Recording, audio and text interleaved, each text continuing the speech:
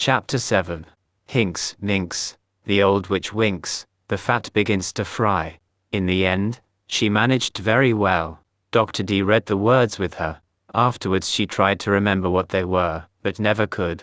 As soon as the last one was said, she bent her head and stared into the ink. At first it was simply ink, a glossy, dark blue pool, convex at the edges as if ready to brim over.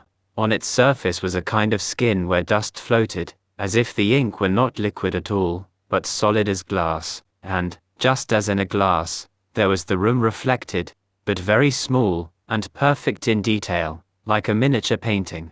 She could see the brilliant windows showing like tiny curved strips of light, the painted walls, the redboard, and against them her own reflection, made as small as they by the curved surface of the ink. She stared, taking it in detail by detail, the face she had studied so solemnly yesterday in the mirror at Red Manor, wishing that something would happen.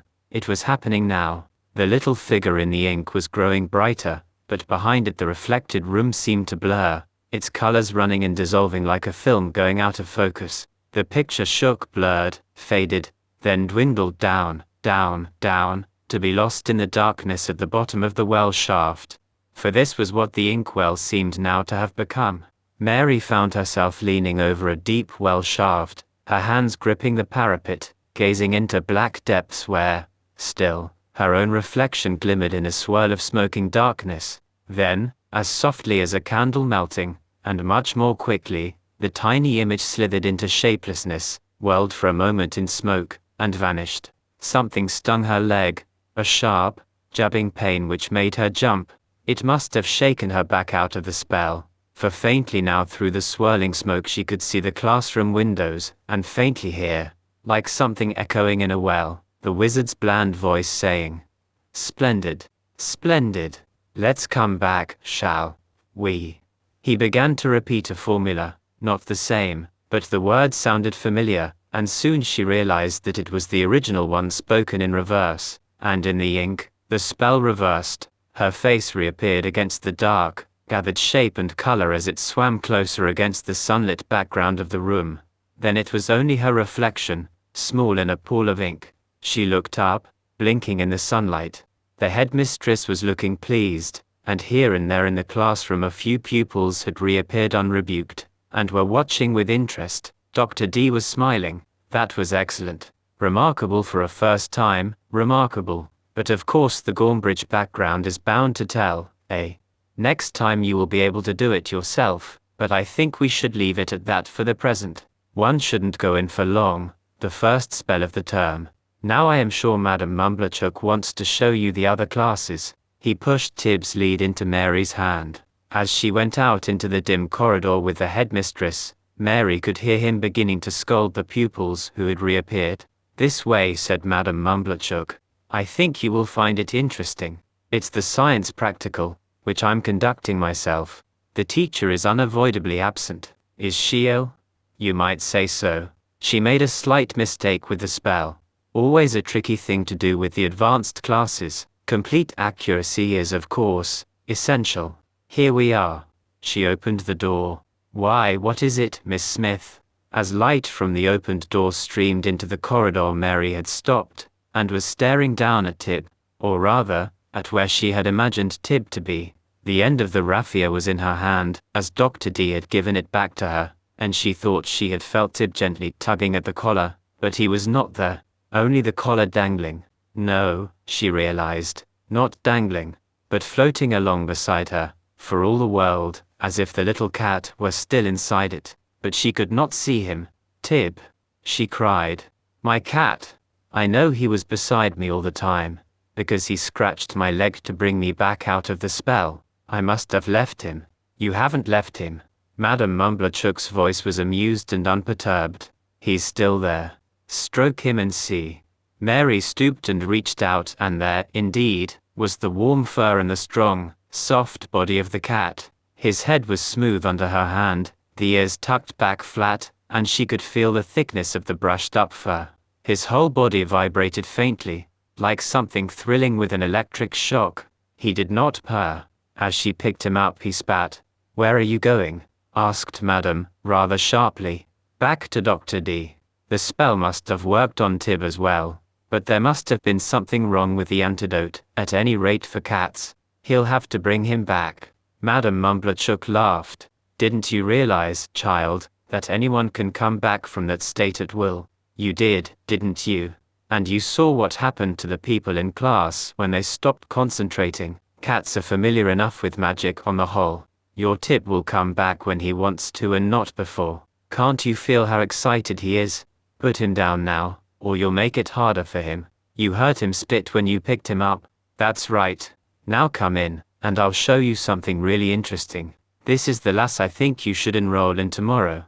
The third classroom was different yet again, and of a kind familiar to Mary. It was a laboratories. There were long benches with taps and basins, and racks of flasks and test tubes, and burners lit with the familiar green flame. Some dozen or so students in black coats bent over their work. On the bench nearest the door was a complicated apparatus, where a girl not much older than Mary seemed to be stewing various roots in a blue liquid which gave off a heavy, sweet smell. She was siring the mixture with a long whitish rod shaped like a bone. At the next bench a young man, with one eye bent to a microscope, scribbled notes in a thick, yellow book. There was a cage of mice on the bench beside him. Someone else was running a thick green liquid over some very beautiful white crystals in a bowl. From this a sharp violet-colored smoke came off, with a hiss and a smell of burning hair. At the far end of the long room a furnace burned green behind its transparent door. The laboratory's windows were small and barred, and set high in the walls. Mary noticed how the light outside had changed. She must have been under the invisibility spell for far longer than she had realized. I must see how my students are getting on, said the headmistress. Sit down here and wait for me. I won't be long. Classes are almost over for the day. Mary obeyed her, sitting down in the chair behind the teacher's desk. She could feel Tib close beside her leg, but when she bent to stroke him he spat again, and she drew back. She sat quietly, looking round the lab, which was so familiar and yet so strange, weird even, and found herself wishing uneasily that Madam Mumblechook would hurry up and dismiss the class, then enroll her for tomorrow, and let her go. Madam Mumblechook went slowly from bench to bench, talking to the students, bending over their work, and sometimes sitting beside them to discuss it. Once or twice Mary had been in her father's laboratories, and had seen him doing almost the same things. But that room had been light and clean, smelling of polish and clean chemicals and sunshine. This smelt queer, fusty, unpleasant almost, like a room which has been dark and locked too long. Madam's voice talked softly on at the far side of the room. Liquids dripped and trickled, the mice scrabbled and squeaked in their cage. The furnace roared. A big clock ticked, a slightly uneven sound. The lead weights were shaped like mice. The pendulum swung to and fro, tick-tock, tick-tock. Hickory-dickory-dock. The mouse ran up the clock. The mouse was dead, as a lump of lead. And rock, rock, rock in the clock.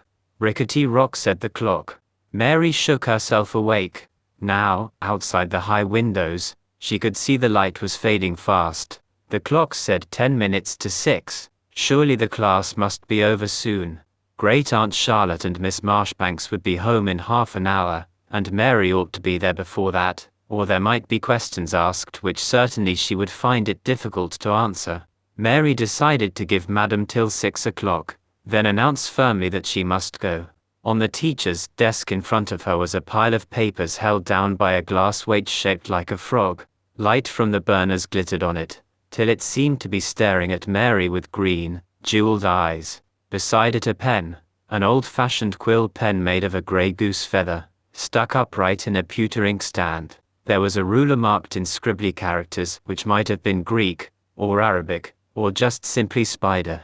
Then a cube, with strange marks on the faces. A triangle made of worn brass, engraved with a mermaid. Idly, she glanced at the papers, then with more interest, as she saw that they were drawings of animals. She lifted the glass frog off the pile, and began to examine them.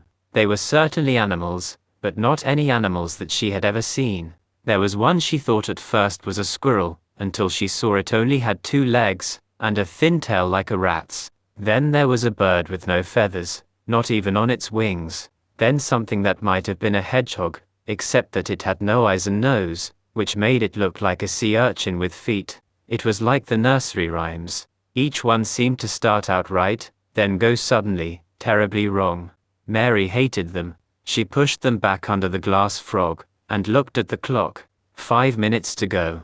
Madam Mumblechook was still talking, but work seemed to be finishing. One of the students was turning out the flame under a bubbling flask, and another had gone to a sink to wash out some apparatus. The young man with the microscope had put away his work, and now brought the book across to the desk where Mary sat, and put it with some others on a shelf beside her.